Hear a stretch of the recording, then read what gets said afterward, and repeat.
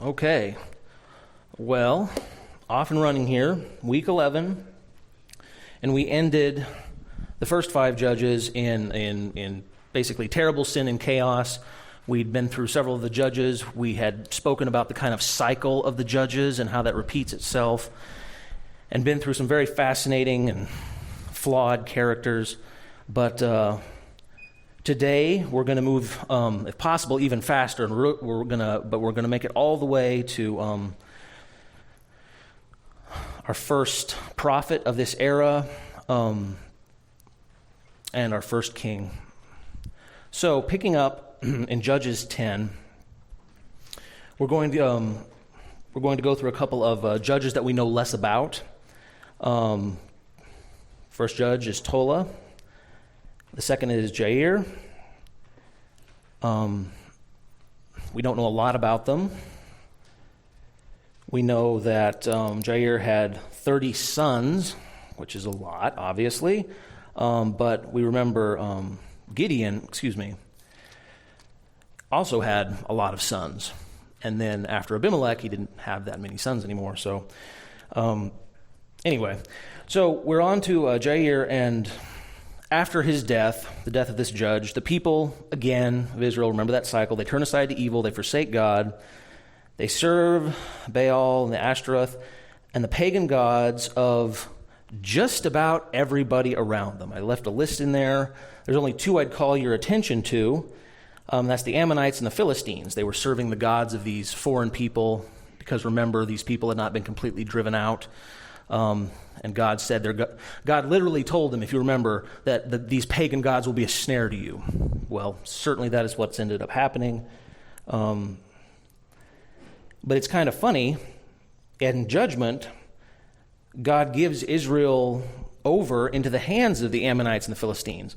And Israel is oppressed and distressed yet again. Well, that's kind of funny. You read it, you're like, I thought they were worshiping the same gods, that they'd gone after these gods, and apparently did not create any solidarity with the Philistines.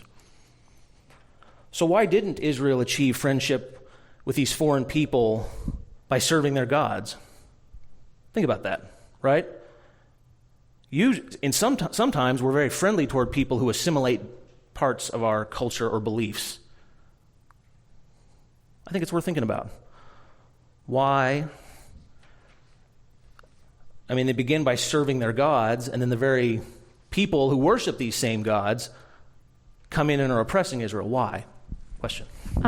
Well, God's hand was in it, and his ultimate goal was to have the Israelites drive everybody out, and they didn't. So, I mean, he was still between that relationship. Yes. So. I think that's important. Cut right to the very last and best of the thoughts I could come up with was that, this wasn't God's plan. But it is interesting that by adopting the ways of the world around them, they didn't benefit in any way. The world then came in and, the world around them came in and was oppressing them and crushing them. And Israel, again, was there any other thoughts? Sorry, before I move on. Anyone else have one to that? I think that's a good answer. Israel cries out again, just like that cycle we kept talking about. But God has a little bit different answer this time. And I'm going to read to you some from Judges 10, starting in verse 10. And I'm going to read 5 or 6 verses. And the people of Israel cried out to the Lord, saying, "We have sinned against you because we have forsaken our God and served the Baals."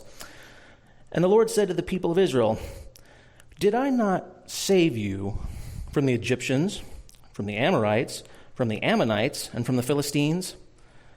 The Sidonians also, and the Amalekites, and the Maonites oppressed you, and you cried out to me, and I saved you from their hand. Yet you have forsaken me and served other gods. Therefore, I will save you no more. Go and cry out to the gods whom you have chosen. Let them save you in this time of distress."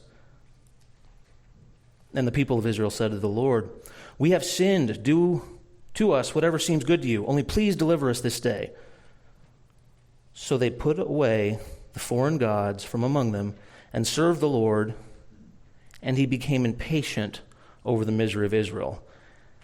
That's a new answer, right? It'd be like, oh, in case you guys didn't notice, this keeps happening, and you keep falling into this sin. If you don't, go. You guys have chosen different gods. Go pray to them. See if they can deliver you. Obviously, they can't. But God is ever merciful, and when the people put aside the gods, their pagan gods, then and only then God becomes impatient over Israel's misery. And the people of Israel come together, and they're going to face the Ammonites for battle, but they don't have a leader, which brings us to our next character in the story, our next judge, Jephthah, which, along with being hard to say, was a mighty warrior. He was the illegitimate son of Gilead by a prostitute. He'd been driven away from his house and his inheritance by his two half-brothers who were the legitimate sons of their father, and that doesn't seem like that odd a thing to do. Just like, we're the real sons, you're not, get out of here. And he was sent away.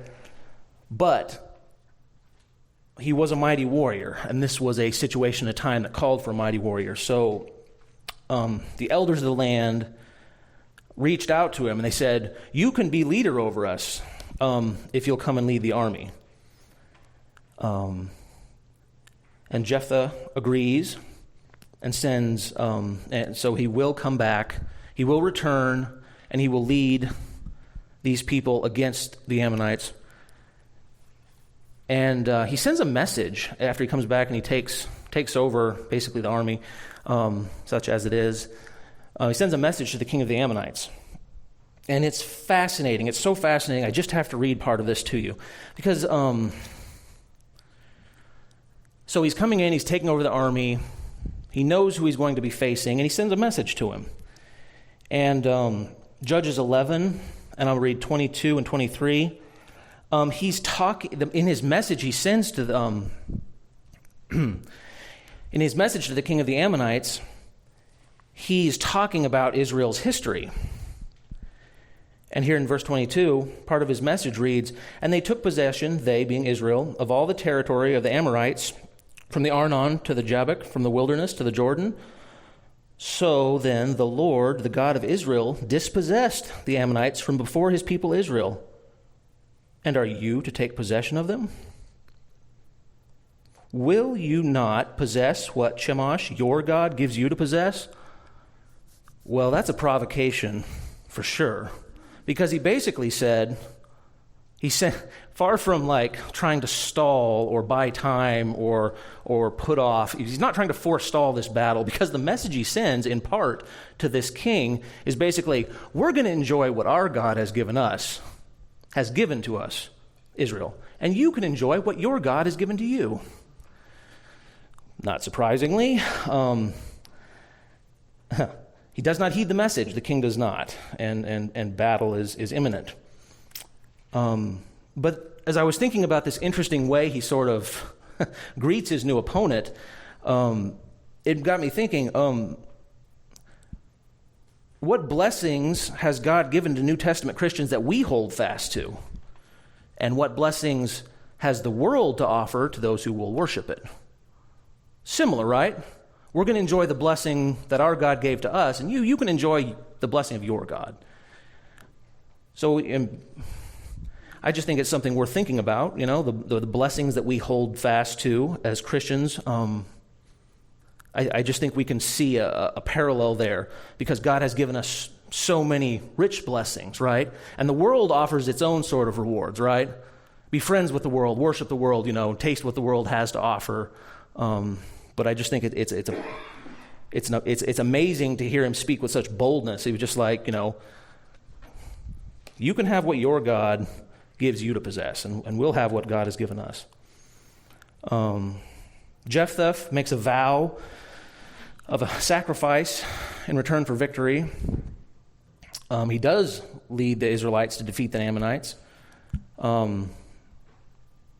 His vow leads him to sacrifice one of his own children, which is an interesting, tragic story that we don't really have time to get into, but it's just sufficient to say it's there if you want to dig into it. Jephthah is also mentioned in Hebrews 11, so he comes up in the New Testament as well, for a more complete understanding of his character. But he judges Israel 6 years, then he dies. Ibzan The next judge has 30 sons and 30 daughters. Judges 7 years, then he's done. Elon next judges Israel for 10 years. And Abdon fathered 40 sons and 30 grandsons. It's very interesting that the progeny of some of these, the number of the progeny of some of these judges is recorded.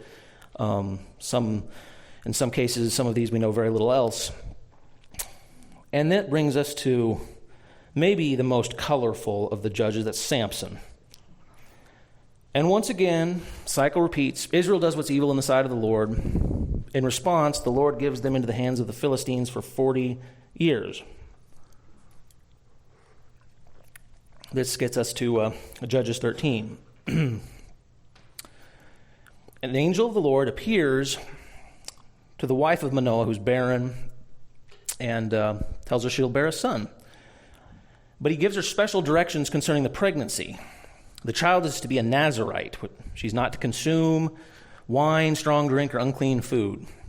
And after he's born, he's not to have his head shaved. So, do you guys know, is it a question, do you guys know what a Nazirite is? Number 6, what's a Nazirite? Someone tell me. Shout out. Yes, it involves taking a vow before the Lord. Anybody else? It's an Israelite who takes a vow, who's consecrated to the service of God. And if you want a more thorough explanation, number 6 goes through that. But it involves, for a period of time, taking this vow and setting yourself aside to the service of God. There's rules about, even more strict rules about what you cannot consume. You don't cut your hair. And at the end of that time, you have to go to a priest. There's an offering involved and some other things to sort of end that, okay? But the angel of the Lord tells Manoah's wife that this baby will be a Nazirite, and tells her that he will save Israel from the Philistines. And again, the Philistines had been end up oppressing the Israelites at this time for 40 years. So that's quite something to hear about your baby. And again, we go back to a theme we'd had earlier in our story about a woman who can't have a child, who's visited by the angel of the Lord and informed her that she will now have a baby. But Manoah's wife doesn't exactly know who she's talking to. She asks what she calls a man of God. She asked, would he return and teach her what to do after the child is born? She tells her husband. And the angel of the Lord does appear again and sort of repeats the instructions. And interestingly, Manoah and his wife, they know they're dealing with someone special, and they offer to prepare a young goat and have a meal together. And we're in Judges 13 here. Judges 13:15, Manoah said to the angel of the Lord, please let us detain you and prepare a young goat for you. And the angel of the Lord said to Manoah, if you detain me, I will not eat of your food. But if you prepare a burnt offering, then offer it to the Lord. For Manoah did not know that he was the angel of the Lord. And Manoah said to the angel of the Lord, what is your name? So that when your words come true, we may honor you. And the angel of the Lord said to him, why do you ask my name, seeing it is wonderful? So Manoah took the young goat with the grain offering, and he offered it on the rock to the Lord, to the one who works wonders. And Manoah and his wife were watching. And when the flame went up toward heaven from the altar, the angel of the Lord went up in the flame of the altar. Now Manoah and his wife were watching, and they fell on their faces to the ground. The angel of the Lord appeared no more to Manoah and his wife. Then Manoah knew that he was the angel of the Lord. Manoah said to his wife, we shall surely die, for we have seen God.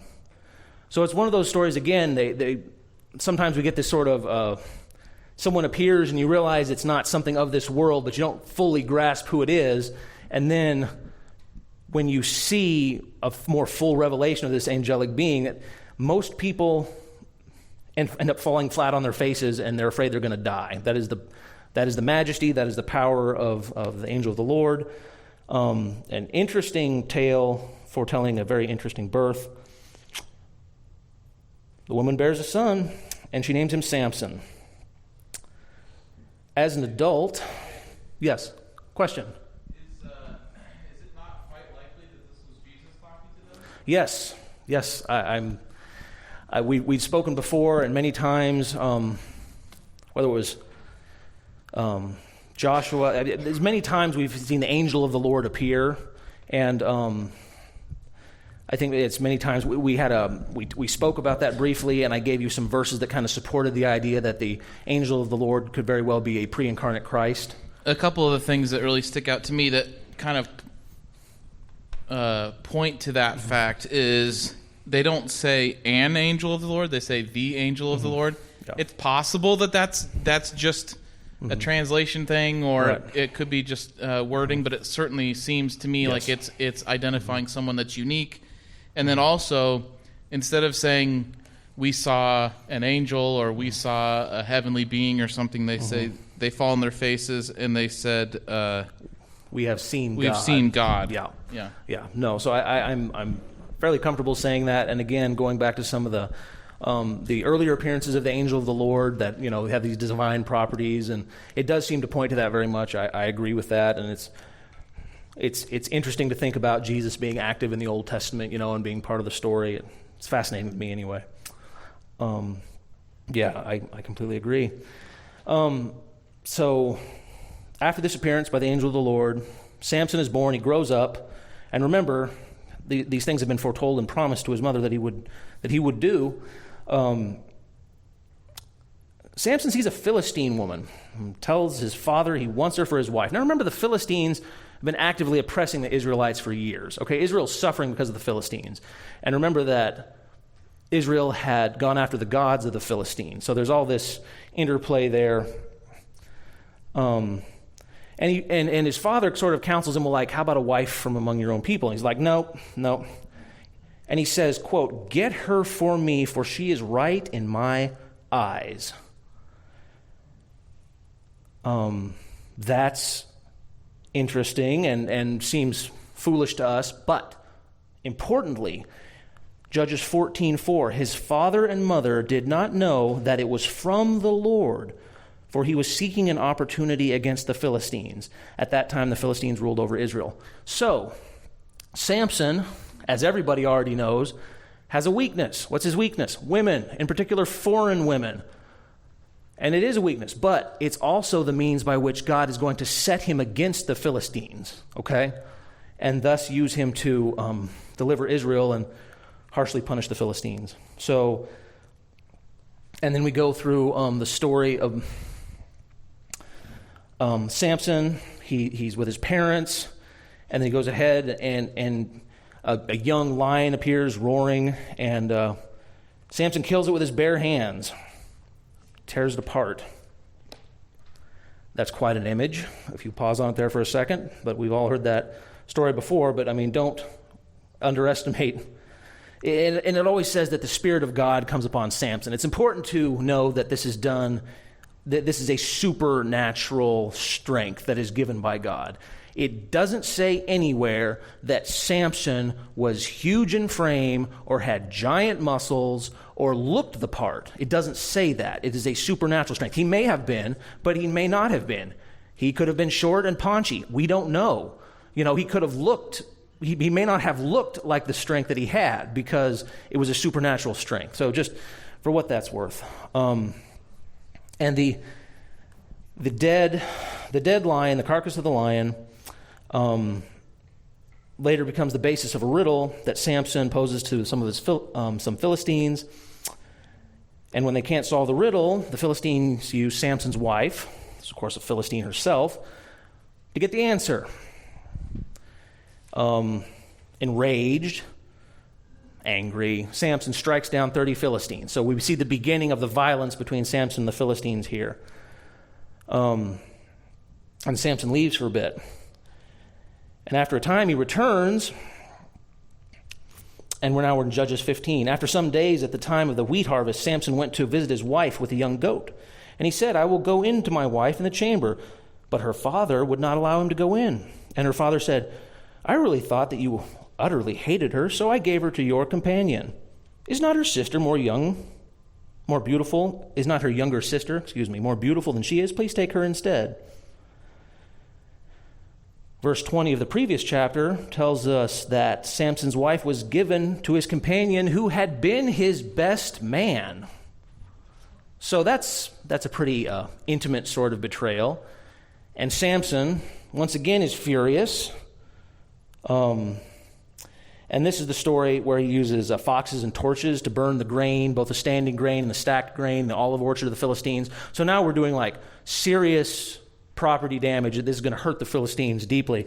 And the Philistines come in, they sort of investigate this. They're just like, what happened? Well, when they find out what happened, Samson's father-in-law and wife, they burn them. So you can tell the Philistines don't think very much of these proceedings and the effect that it's had. And Samson's men of Judah, the men of Israel come to Samson. They're just like, do you not know the Philistines are rulers over us? What then is it that you have done to us? And basically like, okay, these people rule us and you're burning their stuff and you're killing their men. Why are you provoking them this way? And Samson agrees to be bound by his countrymen and led to the Philistines, because the Philistines want to take him into custody and punish him for all he's done. I mean, it's clear they're taking this very seriously and don't think much of it. 3,000 Israelites take him to be delivered into the hands of the Philistines. And the Philistines come shouting to meet them. And famously, Samson snaps the ropes, holding him, and using the jawbone of a donkey, he kills 1,000 Philistines. And could you advance the slide one here, Mike? I don't have the, if you can, it's fine. That's what the jawbone of a donkey looks like. And one more, please. Thank you very much, Mike. That's what 1,000 men looks like. I thought Greg, this was actually for you. I know you like numbers and, graphic representations. So to put it mildly, that pile of bodies would have been bigger than a house, okay?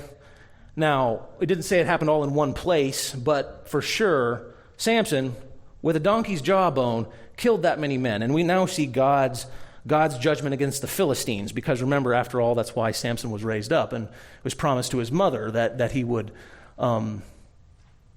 act against them. But it's interesting how it started from a dispute over a woman that he took from among the Philistines, right? Well, things have deteriorated pretty far now.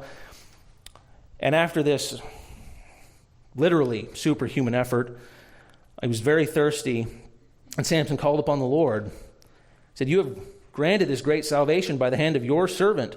Shall I now die of thirst and fall into the hands of the uncircumcised? And God splits open a hollow place and provides water for him. Samson drinks and he's revived.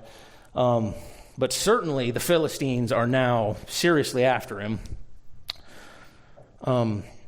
Next, Samson went to Gaza, and the Philistines attempt to trap Samson while he's with a prostitute. Again, the judges of Israel were not known in many cases for their upright morality or for strict keeping of all of God's laws. Samson's with a prostitute. They're like, this is the first perfect time to trap him. Perfect time. We'll get him. But Samson gets up in the middle of the night, and they're waiting for him to ambush him at the city gate. Well, Samson goes to the city gate. He tears off the doors, including the posts and the bars, and carries them away on his shoulders. And they let him go. Because remember, in this world, big cities are protected by big walls and big doors. It's a point of entrance, but it's also a point of weakness if you come under siege. So we're not talking about like a small door. We're talking about, massive doors.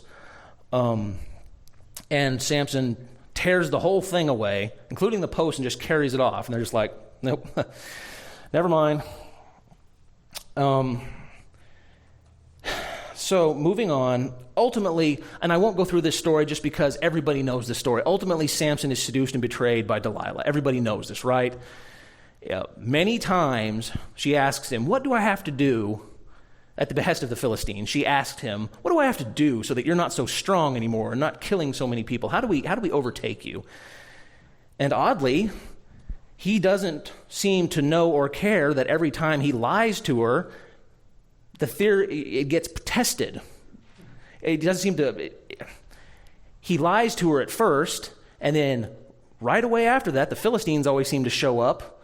But because he's still strong, he's able to defend himself. Well, finally, of course, he tells him the ultimate secret, and the breaking of the Nazirite vow, his hair is cut off. And then when the Philistines come, they are able to overtake him, and Delilah is paid off, and they take him, because remember how much damage he's done by this time. He's shackled, they gouge out his eyes, unimaginable pain, and I'm sure the last few things that Samson got to see was himself being captured, robbed of his strength, taken away in shackles. So, very unpleasant last sight in this world. And eyes gouged out. And he's made to grind mill in prison. Can we forward one more slide here? And ultimately, famously, the story ends. He's taken to the temple of the Philistines as sort of an object of entertainment. I mean, this blind, shackled, once great enemy who's now humiliated and just made as sport before all the people. And Samson asks to be placed against the pillars holding up the temple, and he prays. It's interesting here. Samson doesn't ask for his eyes back. He doesn't ask to be freed. Samson seems to know that this is the end of the road for him. But what does he ask? He's like, God, just one more time, one more time, God, please. And the Spirit of the Lord comes upon him, and he pushes down the pillars of the temple, and the temple falls down and kills 3,000 men and women, more people than Samson killed even during his life. This is this is a site. I can give you the name if you want. It's hard to pronounce. This is they believe is a Philistine temple that's been rebuilt 2 or 3 times. Nothing too crazy here to notice other than the fact that apparently centralized pillars were often part of that design. That's just something fun I found. I think that was cool. But yeah, imagine Samson and his... I don't know, there's very few characters in the Bible who made a bigger end than Samson did. So moving on from Samson, the last 5 chapters of the Judges are really a time of terrible sin and infighting amongst the Israelites. And it's chaotic and it's terrible. But really, I think that the last 5 chapters can be well described by the last verse in the whole book of Judges. Judges 21:25. In those days, there was no king in Israel. Everyone did what was right in his own eyes. Which is funny. That's what Samson said about that Philistine woman. She's right in my eyes. So it's interesting. Interesting connection there with Samson. And quickly here, we'll kind of fit in. During the time of the Judges is when we have the story of Ruth and Boaz. I won't go through it all because, again, it's a fairly well-known story. But she's a young Moabite woman who follows her mother-in-law back to Bethlehem and ultimately ends up marrying Boaz. And they have a baby who ends up being part of the lineage of the future king of Israel, King David, and by extension becomes part of the genealogy of future Jesus Christ. So it's a cool story, and it shows God's mercy and deliverance and rewarding faithfulness. But yeah, chronologically, this is where the book of Ruth fits in. It's a short read if you want to get a little deeper into that.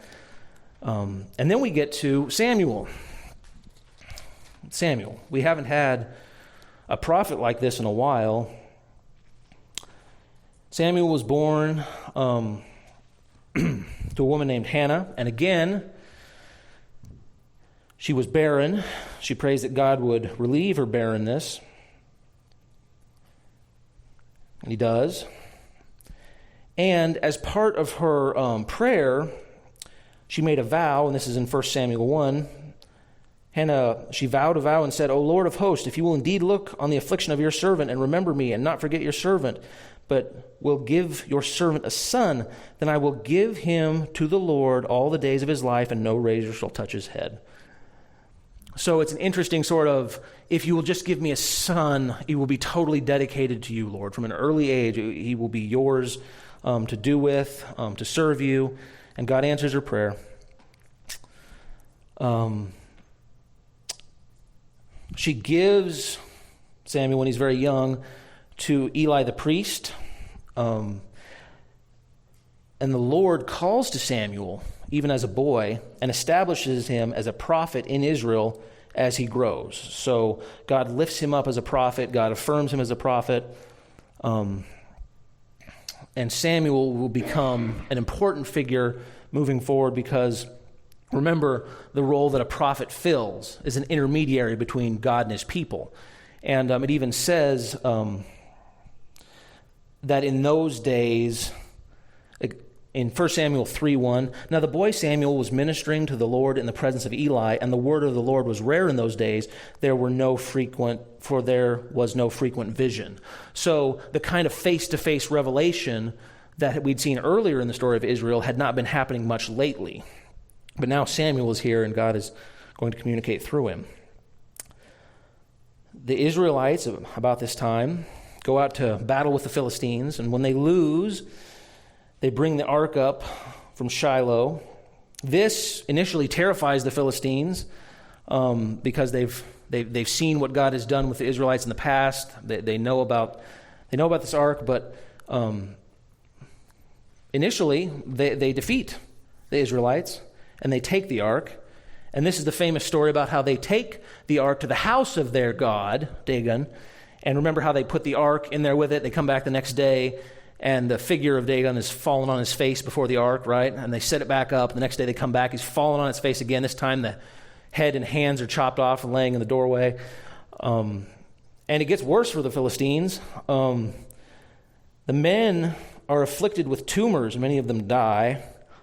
And the Philistines are ultimately so terrified they bring the ark. They return the ark, along with a kind of a sacrifice. But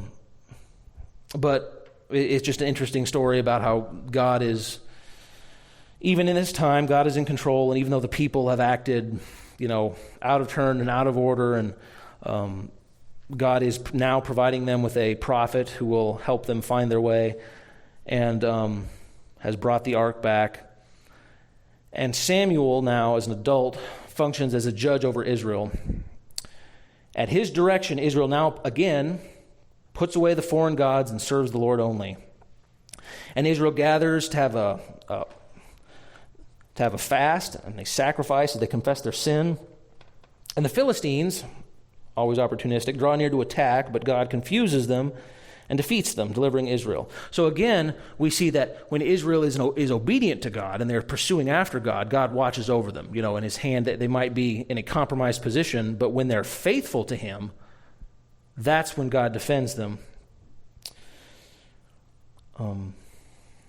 Samuel's sons also later serve as judges, but they're corrupt. They take bribes.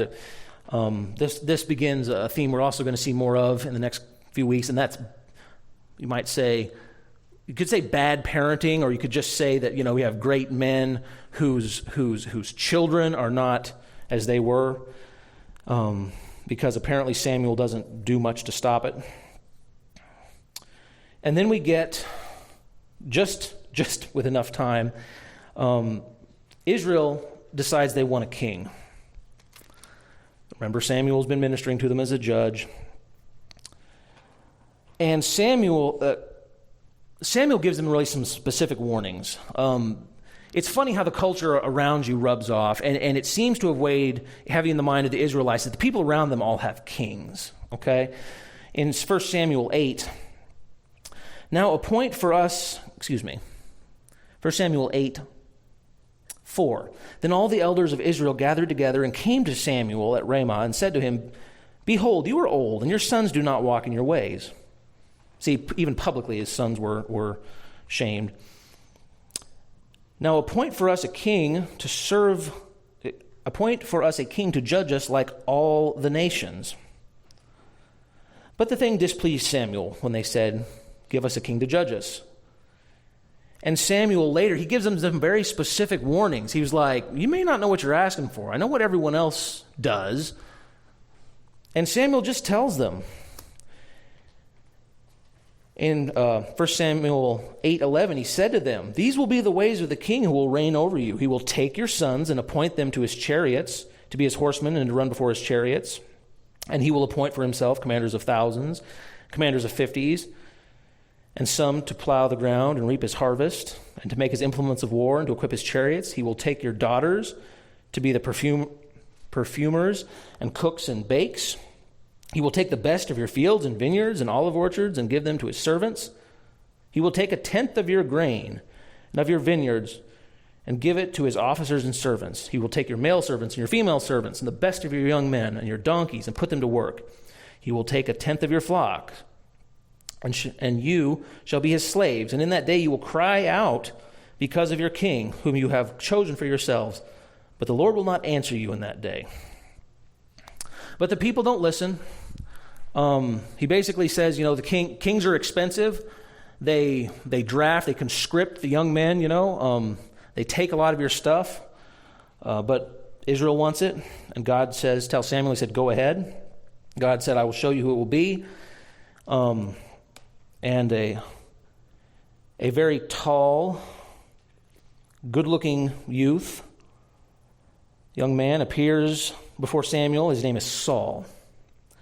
And that's the only two special qualities we seem to know about Saul, was that he was head and shoulders taller than everyone else, and he was very good looking.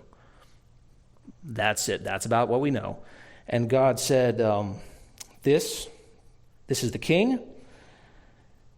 And Samuel anoints him and publicly proclaims Saul the first king of Israel, although before he publicly proclaimed him,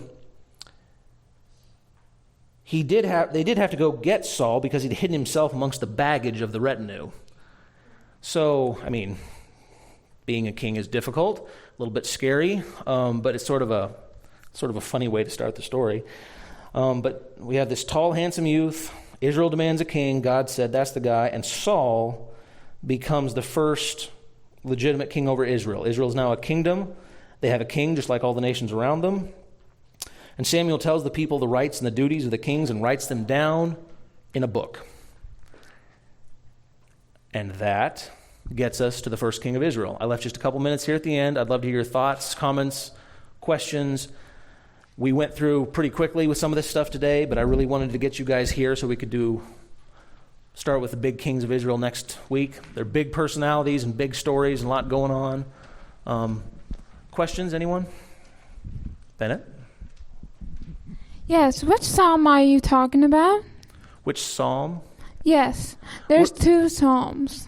Yeah, I was actually reading out of 1 Samuel then. So the psalm is a different book.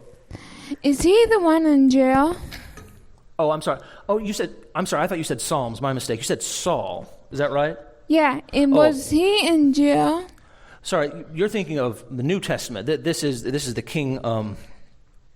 The king in the Old Testament of Israel. So a different guy. Good question, though. The kings eventually become King Darius, and eventually they go to Daniel. We will get to Daniel. That'll be a few weeks further on, and we'll see what will happen to Saul. That'll be a big part of our next week's message, okay? I'd love to hear about that. Saul's a big personality, and obviously a lot to talk about there. Thank you, Bennett. Any other thoughts about today? Oh, I'm sorry. Can you advance that one more time here, please? I'm sorry. I'm trying to finish up here, a little bit of housekeeping. The Philistines, we talked a lot about the Philistines.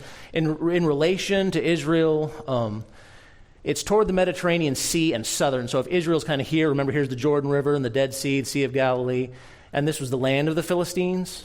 Because again, they just come up a lot, so I thought I'd provide that for you guys to give you some orientation about where this is going on.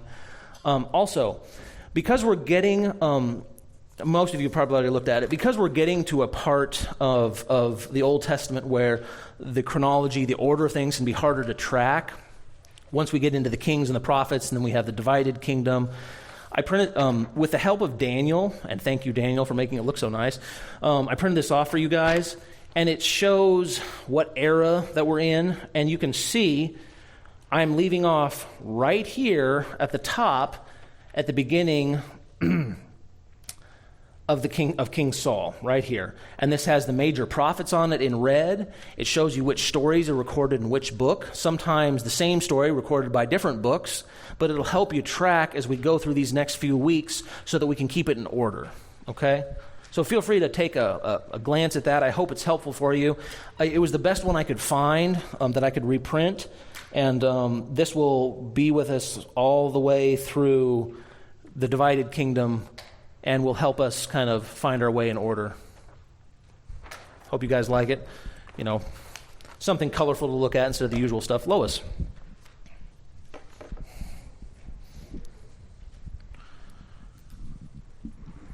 I have probably a very silly question, but the judges were, when I think of judges, I think of the men that solve disputes between people. But these judges were battle leaders? And more like military leaders. Leaders. That's the way they're often presented. We don't have a lot of record of them like settling disputes in the way that like King Solomon would, where there's a dispute and it's brought before him and they provide judgment. It's usually like Israel is in that cycle right after they've sinned and they've fallen and they're being oppressed, and God raises up a judge who oftentimes, as you pointed out, is a military figure. On the very first slide you had up there, it had the judges' names and pointing at different areas. Yes. So, like Othniel, clear at the bottom, would he have been controlling the people all the way up? And how does that? I don't know that the influence of all the judges was more than regional. Now some of them seem to have had widespread influence, but some of them we just don't know. So I can't be 100% certain about saying that. I just thought that this would kind of show that the judges seem to have occurred throughout the land of Israel, and maybe that was by God's design. Obviously, exactly how it happened was by God's design. And I just thought you'd think it was, when you think about like the land of the Philistines right down in here, again along the Mediterranean where I showed you in that other slide, and of course here's Samson, doing his thing, and but just showing the different areas involved. But clearly some of them had enough influence to cause the people to turn away, at least for a time, from their pagan practices. Does that make sense? Good question. Anything else, guys? Thoughts on the judges, or on finally getting to the time of the kings? Questions about this thing? Yes, Simeon. So the Philistine outline on the last slide, yes, and then this outline of yes, where the tribes lay out, they overlap. Yes. So there are like territories where other nations are living within like the picture map of the tribes of Israel, yes, on the back of your Bible, yes, and they hold those territories, and Israel does not hold those territories, or is it kind seems of to like be an ongoing struggle, because throughout like the text for this week, it talks about how after after the Israelites came together to fast and to confess their sins, and God drives away the Philistines, it says that Israel actually takes back some cities that the Philistines had occupied. So it seems to be, because the people are there, they're not driven out completely, there's this ongoing struggle. Okay, and this is a continuation from Joshua. Yes, when God basically said, because you weren't faithful, I'm not going to drive out all these people, and it's going to be a continual test for you, and their gods are going to be a snare for you, which is exactly what ends up happening. Okay. But I hope this just provides a perspective. Again, this is just diagrammatic. This is just to hopefully give you guys a little idea of what it's looking like. Keep it sort of in perspective there. That struggle exists until today. Yeah, that's a great point. Yeah, no, these lands are still being fought over violently, continually. The weapons have changed, but the struggle continues. That's a great point. I hadn't even made that connection, but that's certainly very true. So we're done with. We've made it all the way to the kings. It will be the kingdom of Israel from now on, and we'll go through the major kings, the first kings. We'll get into the later kingdom, the divided kingdom, and then we will see the overthrow and the captivity, and believe it or not, we will be ready for the New Testament. And that's where we'll stop. So thank you guys so much. Any other questions or anything? All right. Have a great week, everyone.